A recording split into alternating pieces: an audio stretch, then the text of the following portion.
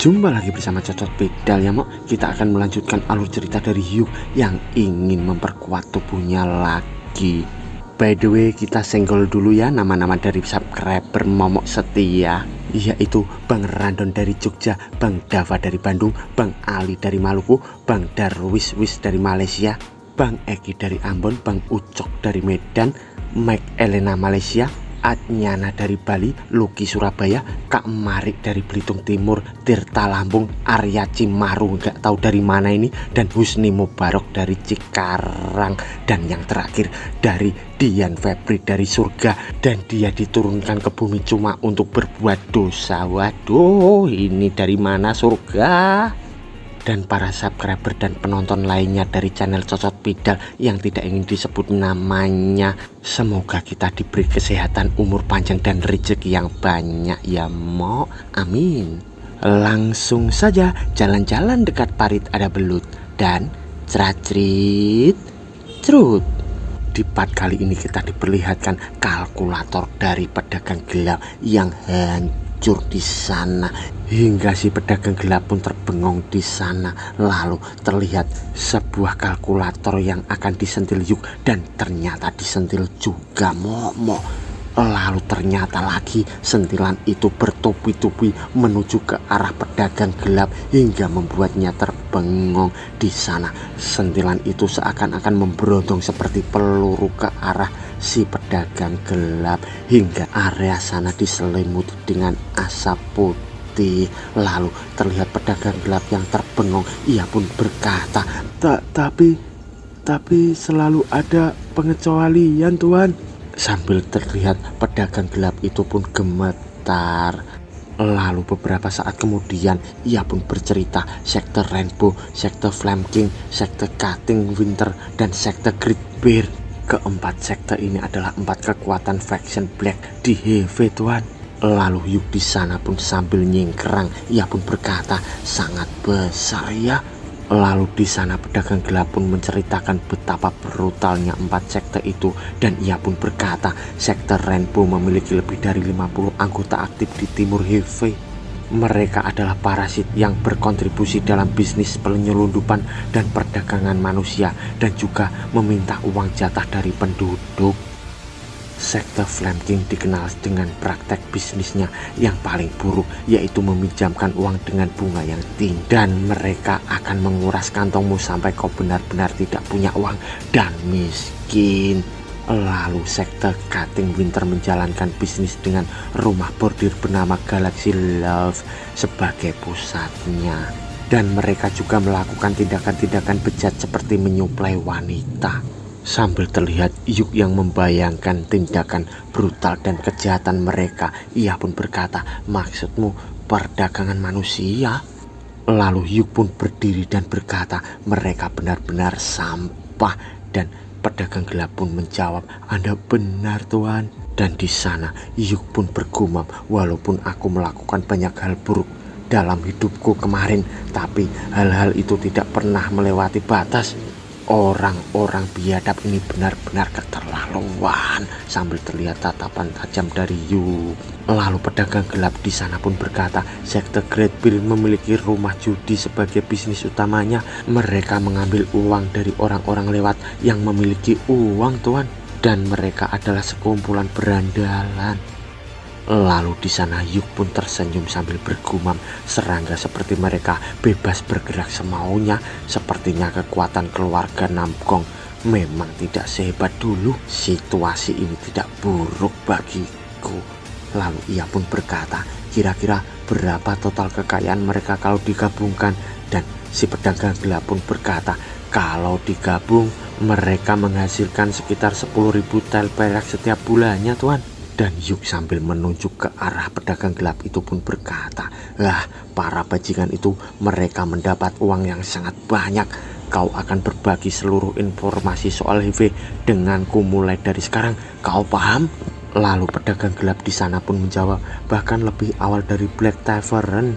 By the way, Black Tavern adalah jaringan pertukaran informasi milik faction Black ya Mo. Lalu di sana Yuk pun tersenyum lagi sambil berkata, "Cih, aku tidak memintamu untuk memberitahuku secara gratis, jadi jangan buat muka seperti itu. Aku ingin kita menjalin hubungan bisnis.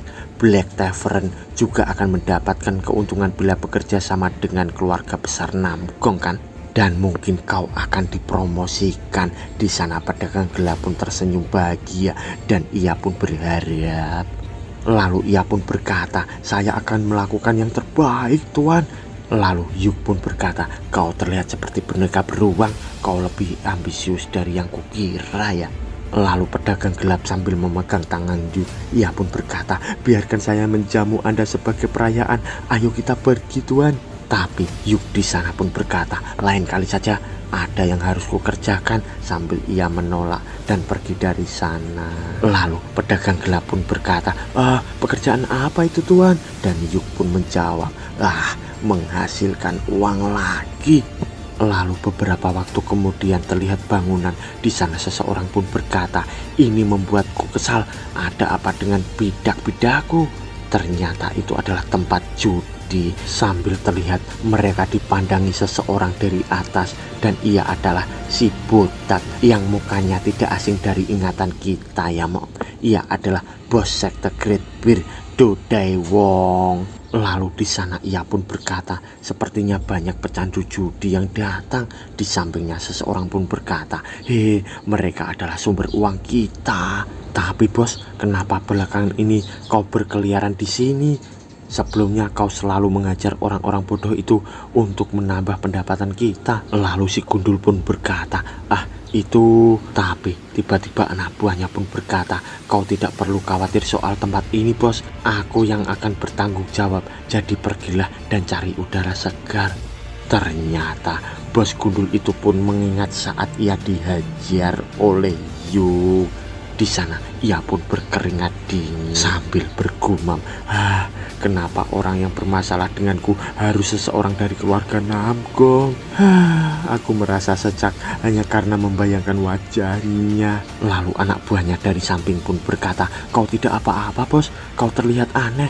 Lalu si gundul itu pun menjawab, "Tidak apa-apa. Aku hanya teringat suatu hal yang tidak enak. Sebagai pemimpin dari sekte Great Bear, aku harus melakukan yang terbaik.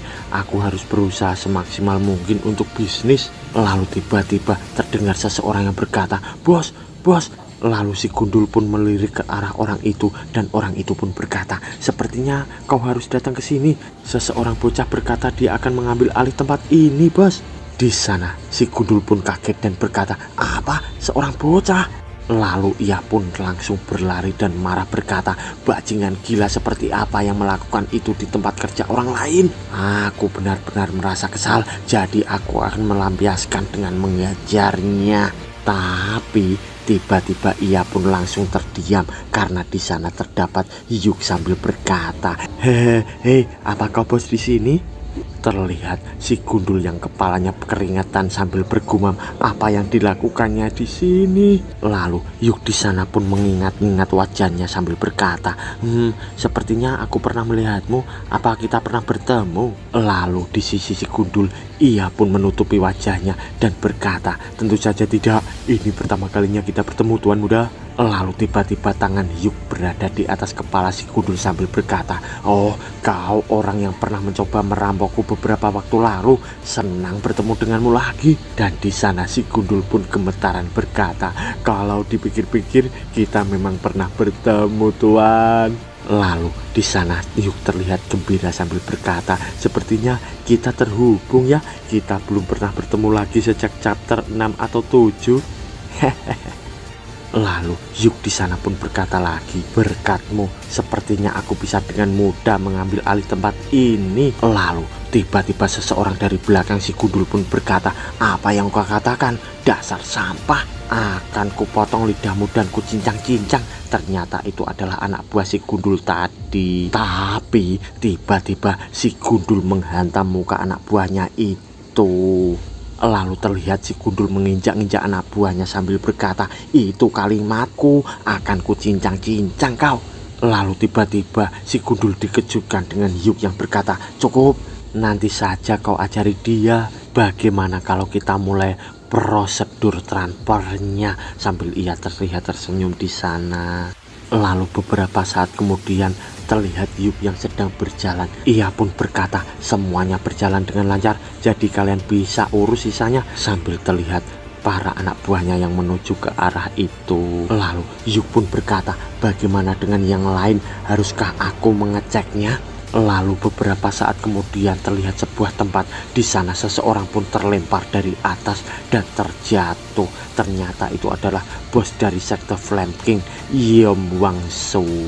Terlihat di sana si besar sambil memanggul kapaknya. Ia pun berkata, dia benar-benar keras kepala. Lalu ia pun terkejut karena dari belakang seseorang berkata, santai saja, tempat ini akan menjadi milik kita, jadi jangan terlalu banyak merusak. Ayolah, ini kan tidak bisa diperbaiki lagi. Ternyata itu adalah Hyuk sambil ia memegang kursi yang patah di sana. Lalu si besar pun bergumam, dia khawatir soal barangnya, bukan orangnya. Aduh, psikopat. Lalu terlihat Hyuk yang membuang kursi itu sambil berkata, bagaimana soal sekte Rainbow? Lalu si besar pun menjawab, bos ketua dan si Ujrit harusnya sudah mengatasi mereka.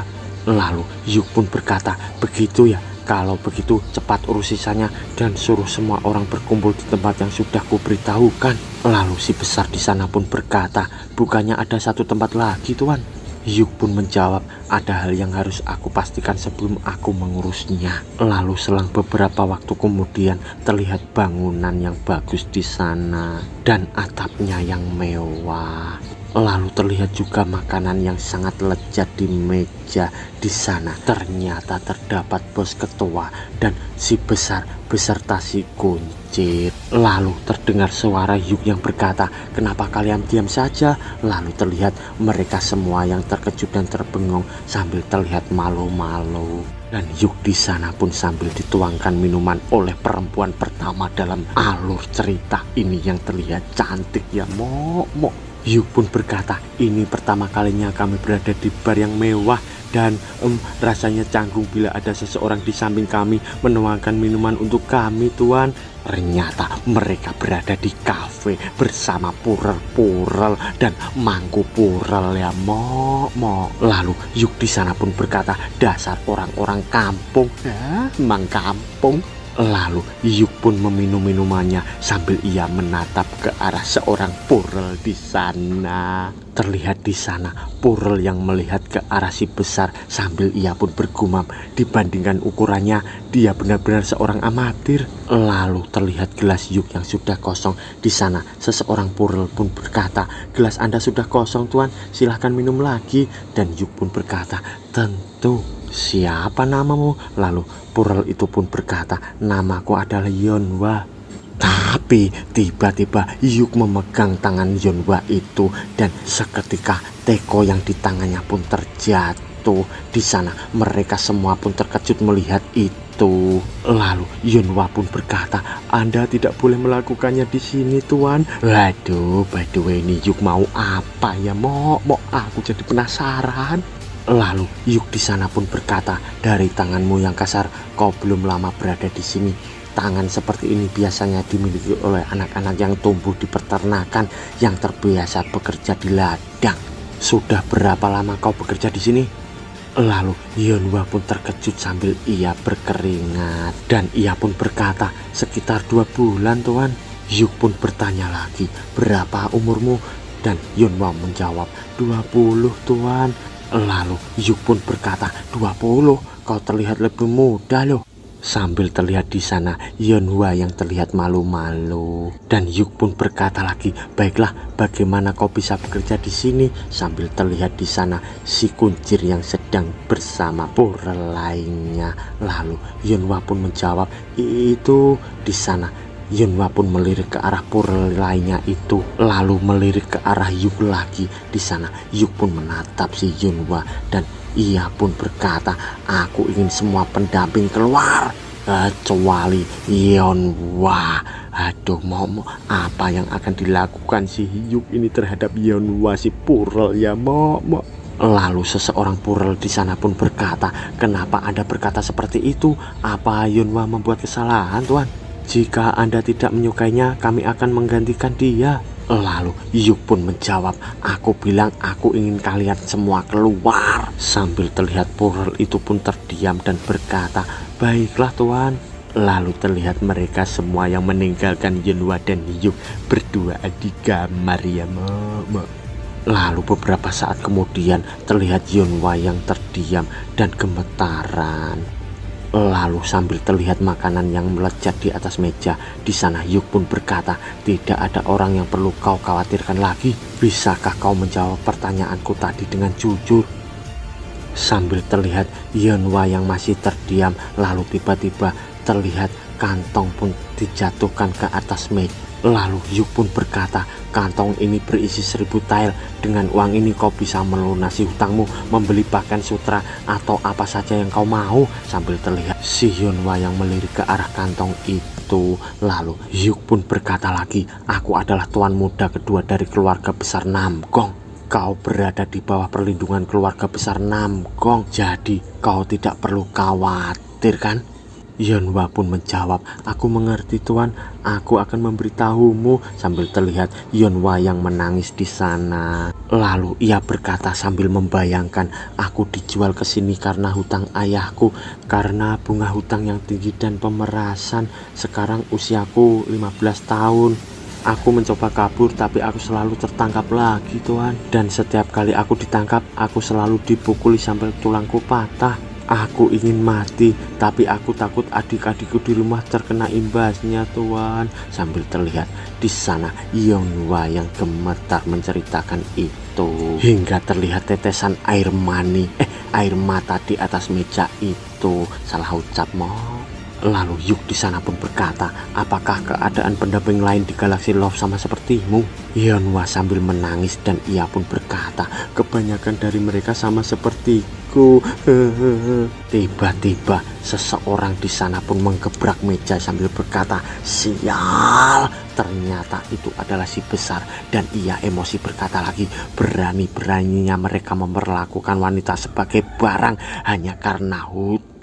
Lalu di sisi bos ketua ia pun emosi sambil berkata juga, tanpa sepengetahuan keluarga Namgong mereka berani bertindak sampai sejauh ini dan mereka juga melakukan kekerasan ini. Lalu Yuk sambil menundukkan kepalanya pun berkata, dilihat dari manapun juga kita tidak bisa membiarkan masalah ini bukan? Lalu mereka semua pun menjawab, tentu saja tuan. Lalu Yuk pun dengan tatapan tajam pun berkata, habisi mereka. Lalu beberapa saat kemudian terdengar suara keributan di tempat itu, dan di sana seseorang pun terpental jatuh dan ia pun berkata, apa kalian pikir kalian bisa selamat setelah ini? Tapi tiba-tiba kapak dari si besar pun melayang ke arah depan kepala orang itu. Lalu Yuk sambil berjalan mendekatinya sambil membawa kursi pun berkata, jika kau bicara omong kosong lagi, kapak itu akan menancap di belakang kepalamu. Sambil ia menaruh kursi itu dan ia pun duduk di sana sambil berkata, kau hanya perlu menjawab pertanyaanku. Lalu terlihat di sana orang itu pun ketakutan sambil berkata, kenapa kau melakukan ini? Lalu terlihat kedua tangan orang itu dan di sana kursi itu pun menginjak kedua tangan orang itu hingga orang itu pun terkejut kesakitan dan berteriak. Lalu Yuk di sana tersenyum dan berkata, bukannya sudah kubilang untuk menjawab pertanyaanku? Sambil terdengar suara jeritan kesakitan dari orang itu. Lalu di sisi si besar dan si kuncir mereka malah ketakutan melihat kejadian itu. Kelihatannya mereka trauma ya Momo. Lalu Yuk pun berkata, organisasi mana yang membantumu? Aku sudah mengetahui segalanya, jadi aku akan membunuhmu jika kau berbohong. Sambil terlihat orang itu yang menangis karena tangannya diinjak oleh kursi.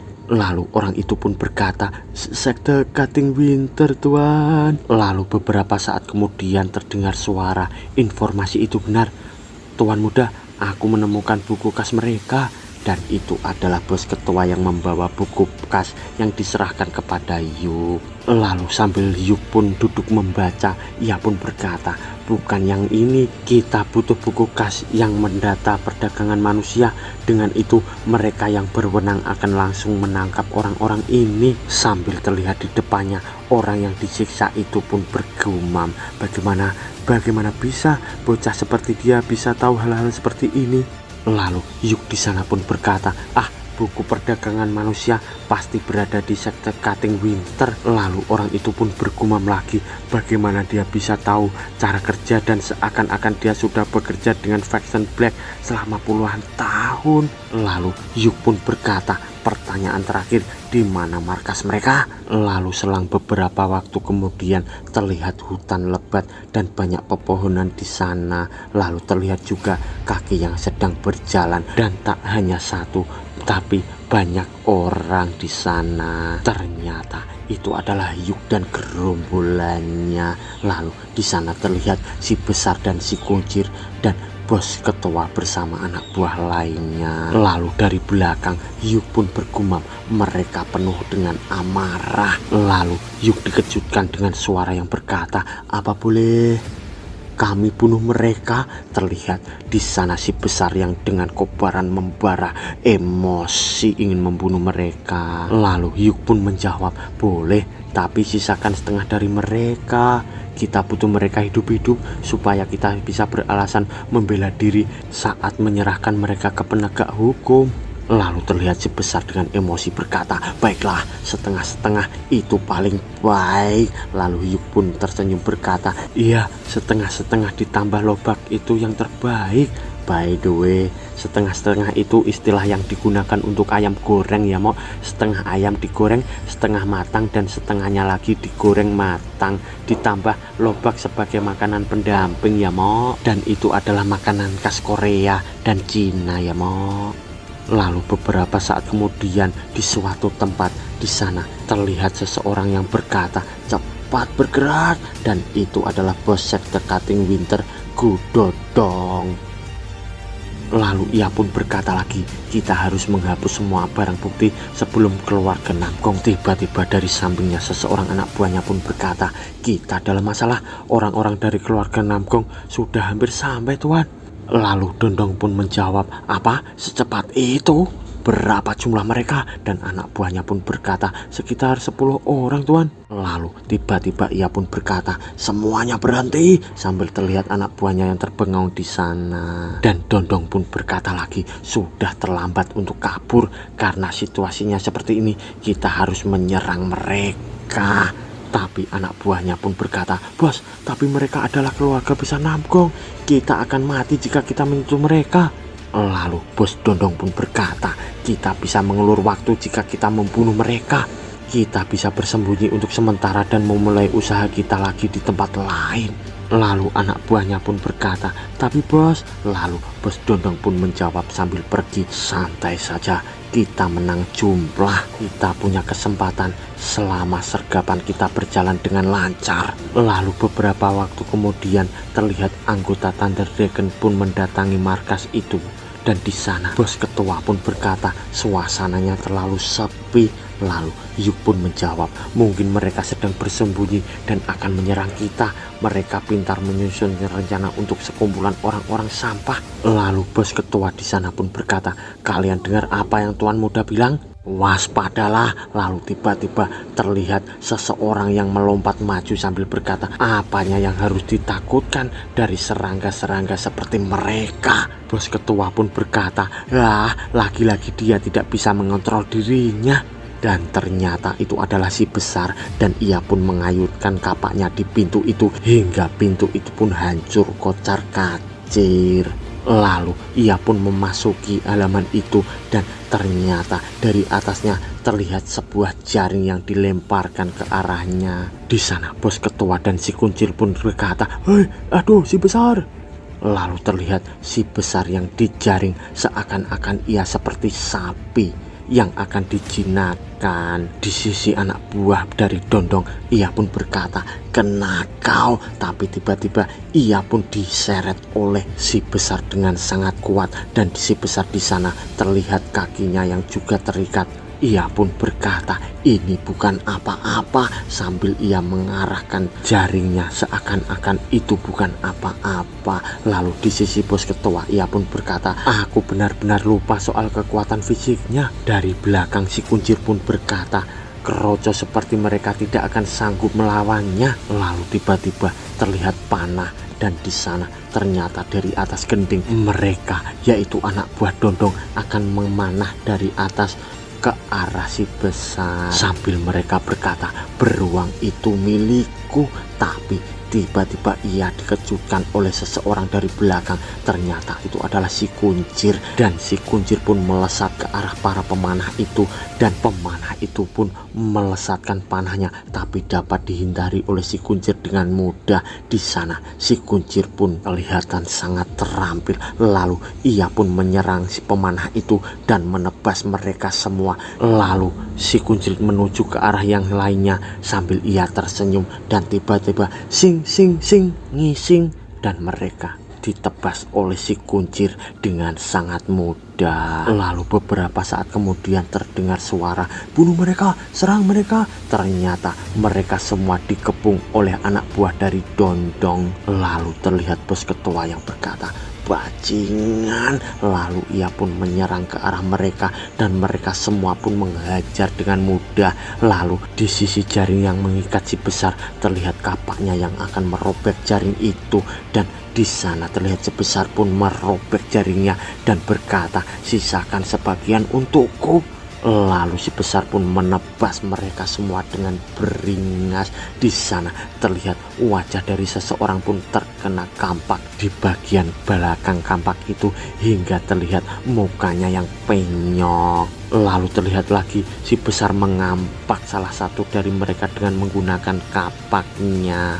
Sedangkan di sisi Hyuk, ia pun melihat pertarungan itu dari kejauhan. Ternyata Hyuk sedang menghitung jumlah mereka, dan ia pun berkata, 43, 44, 45, kira-kira ada 50 orang. Banyak sekali.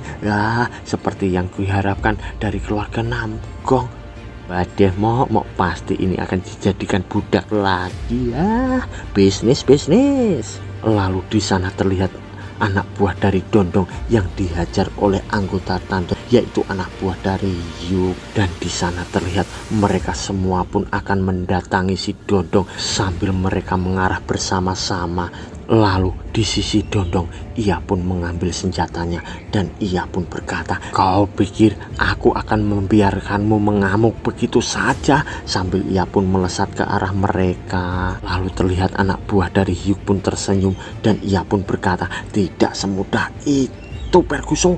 Ia menebas ke arah Dondong, dan Dondong dapat menghindarinya. Tapi Dondong dengan cepat menebas kaki dari anak buah Hyuk itu. Terlihat di sana si Dondong dengan cepat melakukan gerakan-gerakan yang tak terduga. Lalu ia pun berkata, "Mati kau," sambil ia menebaskan sesuatu di sana. Tapi tiba-tiba ia pun dikejutkan dengan serangan yang sangat tiba-tiba, dan ia pun dapat menghindarinya. Ternyata itu adalah serangan dari lemparan pedang anggota lainnya. Di sana si Dondong pun melemparkan 2 bola ke arah mereka, hingga mereka pun terkejut dan bola itu pun meledak.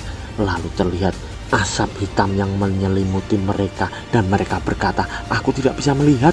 Asap ini mungkin beracun. Tahan napasmu." Tapi tiba-tiba Dondong pun sudah berada di hadapan mereka dan menyerang mereka berdua. Lalu si Dondong pun berkata, "Beraninya kau meremehkan hanya karena aku adalah anggota Black Fashion. Tidak ada orang yang lebih cepat dariku di Heavy." Lalu dari kejauhan Hyuk pun bergumam, "Lihat dia bukan penjahat biasa. Dia mengetahui kelemahan-kelemahan sekte ortodok dengan baik. Dia juga mempelajari ilmu bela diri walaupun masih sangat lemah. Untung saja aku menemukannya sebelum dia berkembang lebih jauh." Lalu di sisi bos ketua, ia pun berkata, "Kau bosnya, aku yang akan menjadi lawanmu." Tiba-tiba Dondong pun melompat ke belakang menjaga jarak. Lalu ia pun berkata, "Baiklah, karena kau terlihat seperti orang yang memimpin mereka, ayo kita berduel. Jangan kaget saat kau melihat kemampuanku ya." Lalu terlihat bos besar yang emosi sambil berkata, "Wah, sombong sekali kau," sambil ia mengarahkan tebasan ke sana.